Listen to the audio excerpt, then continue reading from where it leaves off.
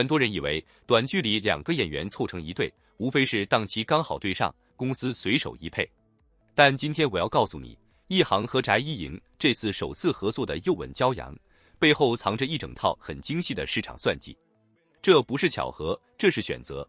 先说一航，这个名字你可能没听过，但如果你常刷短剧，大概率见过他的脸。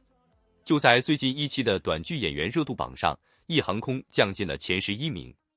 他的表演被业内评价为细腻自然，能驾驭的角色跨度不算窄。过去几年，他和初夏搭档了10几部作品，从伪骨科到穿书系统，几乎把甜宠短剧能玩的类型都试了一遍。而最近，他又和张婧仪二搭都市情感剧，那种被观众称为姐弟 CP 的张力，评论区讨论得相当热烈，说两人同框自带电流感。也就是说，一航这个人，观众对他的记忆点是稳，是那种放进任何一对 CP 里都能把节奏踩准的类型。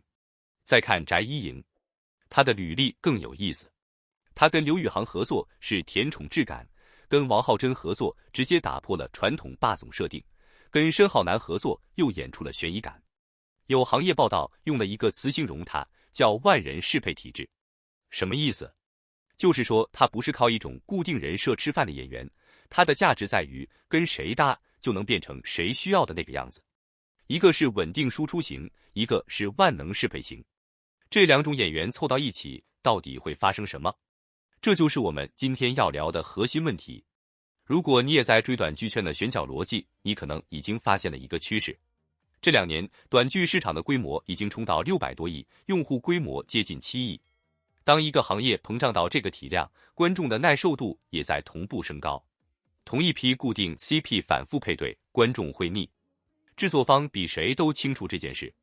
所以你能看到，越来越多平时不会凑到一起的演员，开始被有意识的打散重组。这不是随便试错，这是在赌一个新的化学反应。而这场赌注压在了一航和翟一营身上。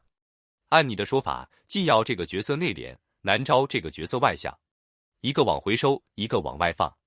这种性格设定放在剧本里很常见，但放在演员适配的角度看，其实是有风险的。风险在哪？稳定型演员的强项是把控节奏，让对手戏显得可信。适配型演员的强项是根据对方调整自己的表演密度。如果两个人都在等对方先出招，那这场对手戏可能会显得温吞。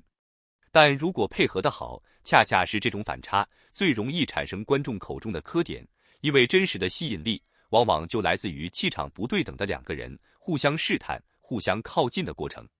说到这里，评论区可以聊聊了。你更看好哪种 CP 组合方式？是气质相似的搭档更容易出圈，还是像这次这样气质互补的反而更有火花？把你的判断打在评论区，我们等开机之后再回来验证。从行业动作来看，这次搭档也不是孤立事件。就在同一时间段，翟一营的另一部作品刚刚杀青，男主换成了刘宇航过去的固定搭档之外的人选，业内讨论的焦点同样是新 CP 能不能打出化学反应。这说明什么？说明整个行业都在同步进行这种重组实验。一航和翟一营的这次合作，只是这场行业级测试里的一个样本。而广电总局今年也在推进短剧的分类分层审核，行业正在从野蛮生长转向精品化。当内容质量的门槛被抬高，演员之间的化学反应就变得比流量本身更重要。因为观众留下来的理由从来不是谁演了，而是两个人在一起的时候有没有让人信的那种感觉。所以回到最开始的问题，这场手搭的算盘打得有多精？答案是，这不是简单的资源置换，而是制作方在用2种完全不同的表演逻辑去测试一个新的市场反应。第一点，稳定型和适配型的组合，本质上是在用确定性对冲不确定性，这其实是一种非常成熟也非常聪明的选角逻辑。所谓稳定型，是指已经拥有成熟表演经验，能够稳住角色完成度的演员。而适配型则是能够根据不同搭档、不同人物关系快速调整节奏，让化学反应自然发生的演员。当这2种特质碰到一起，剧组获得的不只是安全感，更是一种超出预期的可能性。稳定的人负责把故事落地，适配的人负责让故事长出生命力，这样的组合往往比两个完全相同类型的演员更容易创造惊喜。第二点，很多人总觉得 CP 必须性格相似、气场一致才会好看，但真正让观众记住的，恰恰往往来自反差。因为反差意味着张力，意味着人物关系有拉扯、有碰撞，也意味着每一次眼神交流、每一句对白都可能产生新的情绪变化。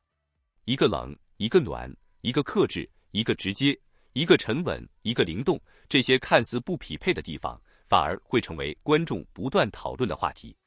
短剧节奏很快，没有太多时间慢慢铺垫人物，所以第一眼留下来的记忆点就显得格外重要。而气质反差就是最快建立人物辨识度，也是最快制造 CP 话题的方法。当然，反差只是基础，它真正能不能成立，还要看演员能不能把这种差异演成互补，而不是割裂。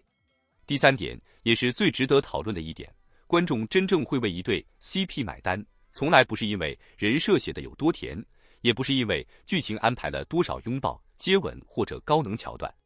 真正让人反复回看、不断磕糖的是镜头里那些设计不出来的小细节。一个不自觉停留的眼神，一次下意识靠近的动作，一个连演员自己都没有意识到的微笑，这些往往比任何台词都更有说服力。因为真正的吸引力从来不是演出来的，而是在彼此交流过程中自然流露出来的。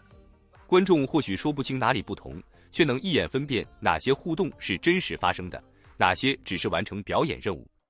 这也是为什么有些 CP 即使剧情普通，依然能够火遍全网，而有些制作精良、投入巨大的作品，却始终无法让观众真正投入情感。所以，又吻骄阳最终能不能成为又一部让观众疯狂讨论的新 CP， 目前确实还不能下结论。毕竟，一部作品真正的生命力，从来不是宣传阶段就能决定，而是在镜头开始运转之后，在角色真正相遇之后，在每一个眼神、每一次对视、每一个停顿里慢慢长出来的。也许真正值得期待的，并不是某一场吻戏，也不是某一个名场面，而是既要看向南诏时那一瞬间眼神里的变化。